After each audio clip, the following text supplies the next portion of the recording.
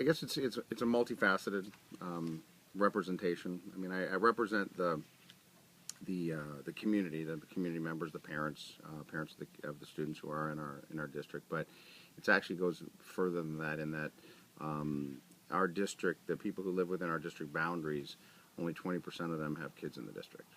So the other 80% live here, and a big reason why they live here is housing values. If we have a good performing district, and people want to move here because of the good performing district, or teachers want to teach here because of the good performing district, that increases the value of their homes. And so people who live in the area have a vested interest in the schools doing well, even if they don't have kids in the district. So I feel that I'm representing them from on one hand, but I'm also representing the teachers, the staff, the administration, all the stakeholders, even business owners and such, in regards to creating a bridge, if you will, to what's going on with education within the boundaries. So it's I represent a lot of people. I do it from my love of the kids, and the bottom line is we just want to provide the best education that we can for the kids in our district. Well, being on the school board, I'm one member of 5, so I don't have any direct say in making a decision on any level, though we do try to reach consensus on whatever the issues are. And there's 5 of us, so any issue that we vote on has to have a majority rule before anything can move forward. So again, I'm one of 5, but we have 3 really big issues that are facing us coming up with the election and moving forward. One is the new Proposition 30 budgeting. That Proposition 30 was passed as far as the state funding the schools. And what the state has done is given what we call local control funding formula. It's a new type of formula for schools. We don't have as many categorical funds that have to be spent a certain way. The state and the governor is giving school districts the power to spend the money where they see fit within the school district. So that's what they call local control funding formula. So that's one issue that we're really having to see how we can build our budget around that. The second issue is Common Core standards, Common Core teaching standards. So the way that we're teaching kids now is going to be changing considerably. In the past, basically what we did is we taught kids how to memorize, fill in the answers, and then regurgitate, or learn, or read, regurgitate, fill in the answers, and then move on to the next thing. Now with Common Core standards, we're using a different type of formula of teaching, and that is critical thinking, collaboration, communication, and creativity. So kids work together. They are taught how to think rather than what to think. And so it's a new way of teaching. It's a new learning mechanism that we're going to have to implement in our district, and actually California statewide. It's a whole new way of teaching that is changing since 1998 was the last revised method of teaching. So we're trying to get in alignment with the rest of the United States, so everybody's teaching the same way, and we're teaching kids how to think versus what to think. And then the final, or the third issue that's coming up is the budget, communication. Oh, in our district specifically, the third issue that we really have to deal with is enrollment and the increase in enrollment. We're having a lot of people selling houses and new families moving in with kids, so our enrollment is increasing dramatically at a fast pace. So we're trying to get a handle on how fast that is, how many new students are going to be coming in, and where we're going to have these students learn. Our schools are very full right now, and we're doing an analysis of how much space we have at the schools that we have. Are we going to have to bring in portables to house more kids that come into the district? Are we even maybe going to have to reopen one of the schools that we closed years ago? So those are the 3 issues: the budget, the local funding formula, the Common Core curriculum, how we teach, and then the increased enrollment. There's a variety of checks and balances that go along with our position. It's a very transparent. We're elected officials, and we do, in fact, guide the budget and make budgetary decisions on how money is spent within the district. The money comes from the state, and we're audited throughout the year.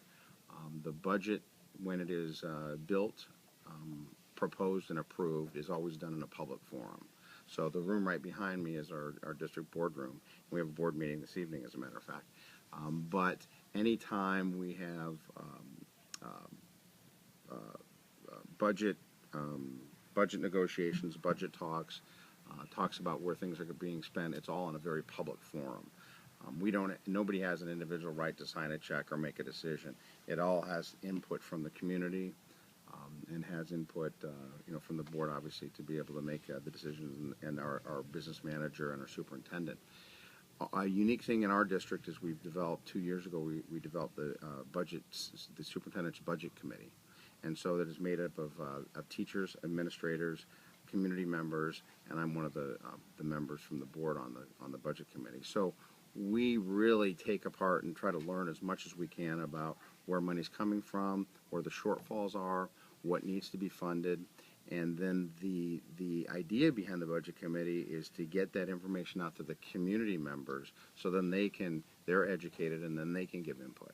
So we find out, going back to the first question, that I am a representative of a variety of different groups, and we want the input from all those groups into how the budget is formulated and put forth, and then finally approved. Well, again, we're a public governance board, if you will, and we represent the public. It's not a paid position. It's not doing this for the big money, but it's a all open forum. I don't think that I've ever lost control, or any of the board members. We have a pretty good controlled board, if you will. Sometimes people come in with issues that are near and dear to their hearts, and there is emotion involved there. But you have to remember that you're a board member, and we're always wearing the board member hat.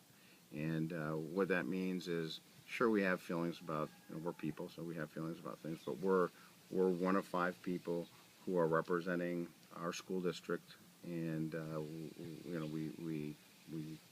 we have to act on what's in the best interest of the students of our district versus what's in our own best interest. So we really have to separate those two things, and hopefully they're in line, but oftentimes we have to separate them. You can't really be selfish and be looking at your own interests. So the way that the structure of a board meeting is set up lends itself to a controlled environment.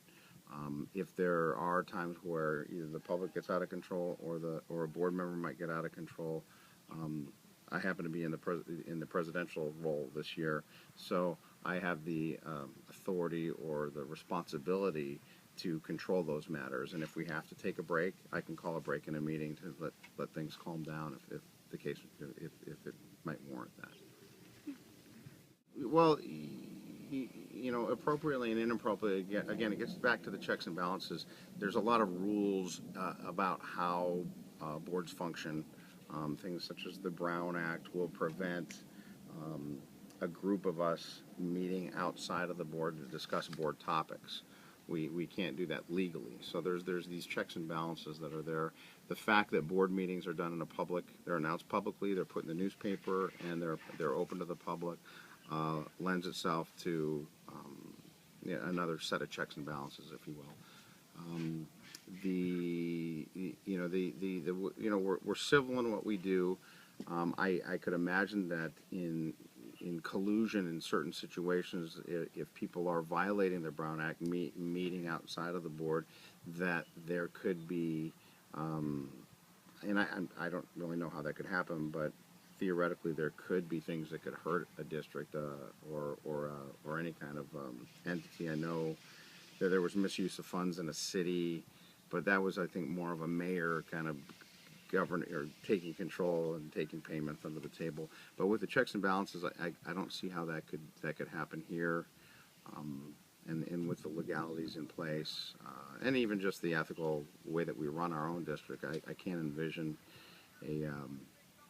anything on the down low or anything that would be illegal or unethical happening. Well, like I mentioned too about the Brown Act, there are a lot of rules and ways in which things have to happen according to the Ed Code.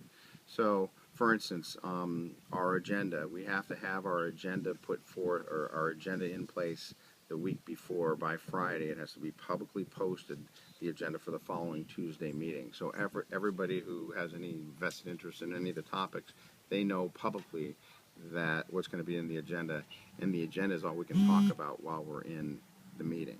If somebody has a new thing that they want to bring up, we have to put it on the next agenda for our next meeting. So there's nothing that can kind of hit us out of left field. So that's one example. Ed Code is very clear about about how budgets are done. For instance, we have a series of different budgets that we have to put forth. We have our January budget, we have our May revision of that budget, and these are all steps that we have to take before the budget is finally approved right at June 30th. So there's a lot of steps in place of how things are run, and that's why school boards in general functions a similar way. Some school board meetings go a lot longer because they have a lot more issues going on in their district. But Ed Code is a good structure to keep everything together, and not only does it keep control of everything, it allows us a path to follow. Because if we didn't have those parameters in place, things could go all over the place. So I think, from a personal standpoint, from my experience, my 4 years on the board so far, it's been a really good path to follow.